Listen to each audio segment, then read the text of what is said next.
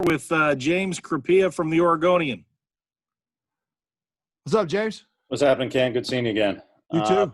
Let's start with your two main freshmen. We know they're getting second-team reps a lot, and hearing great things from pretty much everybody. Your initial impressions of Justin and Noah so far this fall camp? Well, they're learning. They're on a steep learning curve. They're working hard at it. You know, not having spring ball and an extended fall camp has put them under pressure to learn fast. And I think our veteran players, the older guys, are really doing a nice job of helping them learn the defense. Obviously, they're quality athletes. I mean, they're big, powerful, strong. I mean, all the things that you would want from a linebacker. We just got to direct them. They got to learn. They just got to play ball, play together, play with the older guys, and get into the depth there. And they're all battling for positions. Next question goes to AJ Jacobson from Rivals. What's up, AJ? Hey, Coach. How are you doing? I'm doing great. You know, I've been hearing a lot of really good things about Isaac and Drew in the leadership department in addition to their play on the field. Talk about what you're seeing from those guys in terms of how they're leading this unit so far this fall camp. Well, you know, I think it's always interesting. Every year you wonder who your leaders are going to be, especially when you have such good leaders that were leaving the program. You know, Troy Dye is a hard guy. You don't know who's going to take over. And, you know, over the summer and the fall when the players were actually able to start doing some stuff together, you know, we have a group thread with the linebackers, and Isaac and Drew are texting all the freshmen, hey, meet us over here at the field at 9 a.m. Saturday, and we're going to walk through with you. And, you know, I don't know, you just kind of, you feel proud. You feel like you're doing the right things when your older guys step into those roles and don't shy away from it. And not only do they want to be great players, but they want to help the young players be great. And, you know, I've been really, really happy with both those guys. I mean, obviously they're in battles for their positions too. I mean, there's some good linebackers there nipping at their heels every day. So, but I'm really happy with how they've taken to it and how they've helped the younger guys, knowing that that's what's best for this team. Next question goes to Matt Preem from 247 Sports. Hi, Matt. Hi, Ken. Curious your guys' decision to move Isaac from Mike to Will, and just kind of what have you seen from him and his overall growth with that move? Well, I mean, you know, that position in this defense, the Will position in this defense is a position that is the highly valued, the most valuable, you know, position as far as all the things that you have to do. And that's why Troy was in that spot last year and why he really had a great season through even those injuries. But we feel like Isaac at that position can be a very highly functional guy, a guy that can make a lot of stats for us at that position. He's a pass rusher. He's a really good cover linebacker. Obviously, he's a good tackler. He does a lot of things that we think we can utilize at that position. That not only was he a really good Mike, but now you get two Mikes out there on the field because he's called the defense for a year, so he knows and can help whoever's in there with him get all the calls out and be in the right place, and he can have the best season he possibly can have at Will linebacker. Next question goes to Kevin Wade at 247 Sports. Hey, Coach. Was just curious about what is it like bringing up the 4 new linebackers you guys brought in up to speed in a very unconventional year, and just with them not being on campus for so long? Well, I mean, you know, we've all become really good at Zoom meetings and special meetings on the side, you know, all summer long, getting them on and trying to teach them defense and just how to play football at the college level without actually having them out on the field. And the lucky thing is for me that they are all highly motivated guys. They're all smart guys. You know, the defensive coaches here were you know, recruiting them to play in this defense, which is nice. They have those kind of skills, and you know, they get pushed, man. They've been pushed all summer long from morning to night to learn what we're doing, because we know that position needs them, and we need them on the football field as part of these packages, and they've embraced it. You know, sometimes they're just, I tell them, you know, if you don't know everything, just run fast and hit somebody, and you know, they'll all do that. So, you know, that's where we're going from there, and then we're teaching them as we go. Next question, Max Torres from Scoop Duck. Hey, Max. Hey, Coach. Great to meet you. You've been doing this coaching thing for a bit now, obviously starting at Nevada and more recently at Washington State. Year 2 here now at Oregon. I'm curious, what are some of the lessons that you've learned as a coach from your time here at Oregon? Man, I tell you, I've learned a lot about the process and how to get a team ready from our fourth quarter program. I think Coach Cristobal and how we are structured here and how these players are developed and how the demands of them are the same at all times and how they know what's ahead of them every day. And it's demanding, but they know what's coming and just how this organization is run from top to bottom. From the athletic director, Rob and how he runs this business. I've just been really impressed. I'm just so thankful that I get a chance to be over here and give my little part to it. But, how we go about everything here and how these players know the system, know the structure, and are able to function and go forward because there are no variables there. They walk a straight line there and they know what they got. And we just go about winning football games and getting college degrees here. Next question, James Carpia, the Oregonian. Yeah, and just wanted to sort out where's Jackson and MJ. Is MJ working at Mike with Drew, and where's Jackson at, just as far as which side? Because I know freshmen usually stick on one side. Yeah, well, actually, MJ's playing the will position. MJ can play both, but he's playing the will position right now. He's getting some good reps over there. Jackson's playing Will and Sam, so he's kind of the split guy for us right now. He's got some edge history. When he was in high school, he was more on the edge, an edge rusher. We're training him as a Will and as a Sam to help us in some of our base packages. And all those guys, all those guys have their roles right now, and they're all trying to expand their roles and get better. We got Nate Hukalani and Nick Wiebe in there. I got a walk-on named TJ Gilbert that came in. Those guys are all – I'm happy with all of them. They're all big guys. They're all love football, and I'm just – my job just to let them play and sort it out and let the best players play in each situation. Next question, AJ Jacobson from Rivals. You have 3 new freshman inside linebackers, and everyone's talked about Noah Still, everyone's talked about Justin Flo, but Jackson LaDuke's kind of been lost in the shuffle a little bit, yet he's outstanding in his own right. Talk a little about Jackson LaDuke and what he's bringing to the table for you this fall. Well, Jackson in high school was played on both sides of the ball. He was a very explosive pass rusher. He played running back. He played edge, tight end, H-back at his high school down there. He's big, strong, explosive. He's helping us on special teams right now. He's a very intelligent kid. He's playing 2 different positions as a true freshman, which not a lot of the other freshmen are doing right now. And, he's making his mistakes here and there, but he just grinds forward, and he's an extremely tough guy. And I just think the future's bright for all those guys. If you watch them all 3 walk into a room, you'd be really impressed with the size and the demeanor and how they go about their business. Next question, Matt Preem from Oregon. Ken, Drew, I thought said something today was pretty remarkable. He said he's really taking Noah under his wing and trying to show him and make sure he's up to speed. And at the same time, they're competing for the same job. As a senior, I think that's pretty cool to do. What have you just seen from that relationship from those 2 guys and just kind of those 2 players competing for a job and helping each other at the same time? Yeah, well, Matt, I think that speaks a lot to the culture of this program. I think there's a lot of players around here that are more concerned about winning than they are about personal accolades or how much their playing time is. They certainly want to play and they compete, but I think the culture of this program makes it so they want to win, more importantly, for the team than for themselves. And, Matt, and when they're up there, when I've got Noah and Drew sitting in the top row of my meeting room side by side going over notes every time I do something, that's a good thing in your program. And then now once they all know, then they just compete like crazy. You get the best players out there. But that's the way it's been, and I think that's why this program's going in the right direction because of how that culture goes throughout our locker room, offense and defense. And there's a lot of guys that help each other from young to old. Those young guys are helping the old guys too. They're pushing them to be better football players also every day. Next question, Jerry Thompson, Ducks Illustrated. Hey, Jerry.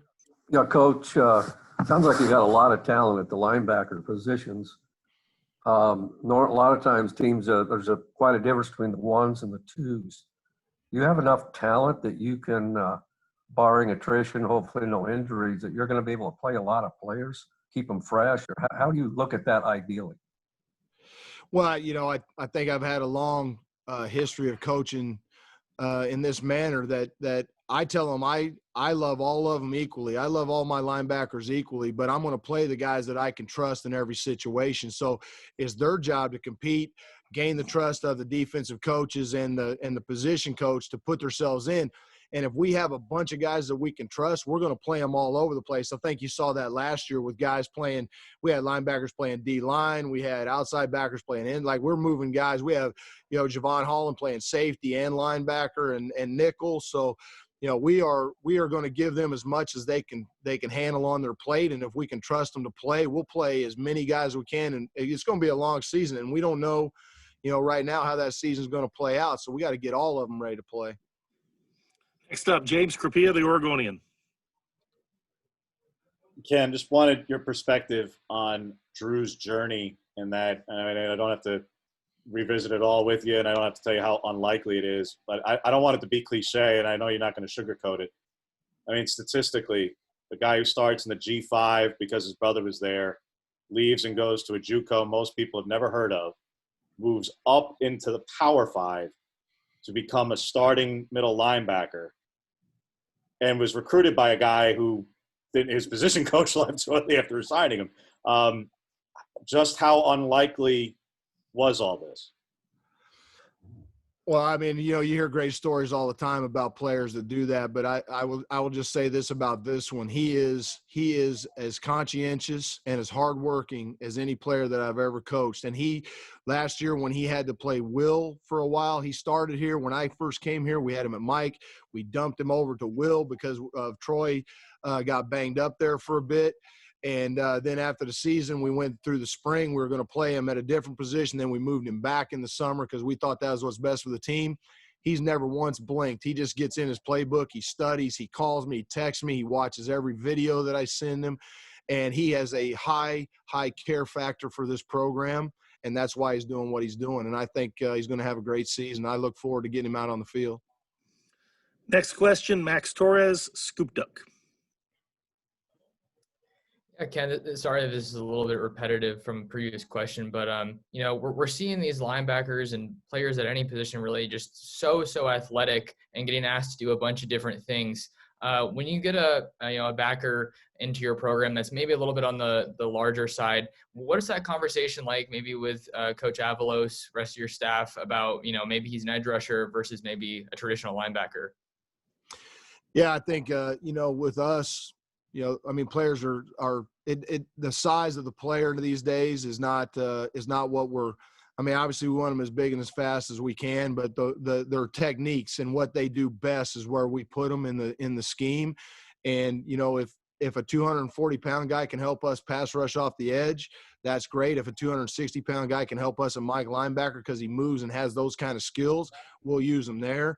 And I think that's what Coach Avalos does a great job of, and the D staff here, of evaluating what we have and utilizing them in those fashion. In the bowl game, we moved Kayvon in as a 3 technique. We moved Mace Funa as a Mike backer in some of the packages and blitz those 2 guys up the middle and got some serious plays in the Rose Bowl with those. So, I'm not so sure that it's about all that. If you see Justin Flo, Noah Sewell, Jackson LaDuke, Drew Mathis, those are some big guys right there. And you put Mace Funa, Jaden Navarrete, some of the guys, you got, obviously Kayvon, you got Ajax. There's some good looking talent there. And we just got to find the right spots for all those guys and make it so they can be productive and they know what they're doing and they can help the defense in the best way they know how. Next question, Kevin Wade, 247 Sports. Just curious, when you bring a highly rated guy as a recruit in, like Justin Flo, what is that like when you first saw him in the field? And also, how is he kind of contributing, whether it's at Mike or Jack or just across the field? I know Drew said he was on the special team unit earlier. Justin's doing really well. He's playing Will as well. He's in the battle there. There's some really good guys, but, I was one of the first guys that offered Justin as a freshman in high school. That was a high school that I recruited when I was at my previous place. So I've known Justin for a long time, and it was exciting when he told us he was going to come here, as was with all those guys. I mean, we were ecstatic to get the linebacker crew that we have now. Now the pressure's on us, right? We've got the talent there. The pressure's on us to put them in the right place and teach them and train them and do the best job coaching we can to get the maximum out of them. And so they came here to Oregon to win championships and to have successful careers, and it's our job to help them do that. Next up, Matt Preem, 247 Sports. Yeah, Ken, what'd you learn in that first scrimmage? And I guess what are the improvements or things you want to see show up on Saturday night? Well, I think, what did we learn? We learned a lot of stuff in that first scrimmage. It'd been about a year since we tackled live, I think, since last December, some of these guys before that. So, I think tackling assignments, block destruction, getting on and off blocks, there's a lot of things technically, right? The technical skills that you only get from actually playing football have to be the rust has to be knocked off those. And I think you see that in some of the early college football games this year. I think we learned a lot from the teams that we watched on TV when we weren't getting a chance to play, and now we are. We learned from some of our friends that are out there of what, maybe missteps that they would have redone. And obviously you got to get them out on the field and you got to play and we got to get them to play fast. We got to get them to hit gaps. We got to get them to tackle. Special teams. I mean, there's so many things. We learned so many things, and we've got a long way to go. And that's why we get to go back out this Saturday and do it again. This is it's coming down, and we got to get them ready to play. But I think just those technical things of playing football were probably the biggest thing, just getting them out and playing. We have time for two more. James Krupia from the Oregonian. Ken, you went over before, just obviously the different roles of the Mike and the Will, but Isaac was arguably he was the most productive pass coverage linebacker in the country. It's a little bit more downhill position, and Drew obviously moving to the other side. He didn't play as much. So it's hard to just suppose. Basically, how do you balance knowing that what Isaac brings, but asking him to do more downhill, but not give up how great he was in coverage, with asking Drew, who is doing more downhill, to know that he can drop into coverage and still you're not losing something that was arguably the best in the country. Yeah, I think that's our job to look at the techniques and look at their skill sets and put them in those positions and put them in what's best for the defense and what's best for them. And Isaac will tell you, he was very productive at knocking balls down. He probably dropped 5 interceptions last year, so he could have been. When you lead college football in pass breakups, this year we're planning on him catching a few of those balls, and then it's really going to be big. So I'm working on ball skills with him and trying to get him to catch a few of those. But obviously there's some things that he's going to have. Sorry, they just turned the lights out on me here. Obviously there's some things that he's going to have that he's going to get better at, and that Drew's going to get better at. But we're excited. I think Isaac's going to have a really good season, and he's going to be back in pass coverage as well. Well, Coach, they're back on. Okay, last question right here. Last question. The lights are on. Dylan Mikkonen from NBC Sports Northwest. Hey, Coach. What's up, Dylan? Hey. So recently Oregon's been obviously Justin and Noah, but just like the level of talent Oregon's been bringing in, especially at the linebacker position. When you're going after guys that are that highly rated, you have to, I feel like you have to sell why your program will be able to prepare them not just in life and on the football field, but for the NFL specifically. And I know Troy Dye spent 1 year in Avalos' system and then got drafted this past year, but what are you saying to the players that you're trying to get to come to Oregon on why Oregon's program specifically can prepare them for the NFL? Right. So I'll tell you, our recruiting starts from the very top, right? Coach Cristobal is the hardest working head coach in recruiting that I've ever seen and ever heard of, right? He sets a high bar around here. This staff recruits hard. We coach development. We sell development, not only in football, but postgraduate, with all the functions that this university gives us, and all the alumni that are out there that can help those guys, because they're not going to play football for the rest of their lives. We've got a great group of people that help us in recruiting, but this clearly goes from the head coach through the D coordinator down to the assistant coaches, and selling. You're right. You're selling a chance to be developed a lot more than just on the football field as men, for careers after football. And yeah, obviously we got to sell ourselves as being able to train them, develop them, and get them ready. If God so chooses and their talent so gets them there, we got to train them to be in the right position to play in the NFL if that is their future. Appreciate it, Coach. Thank you very much. All right, guys. Appreciate you. Have a good evening.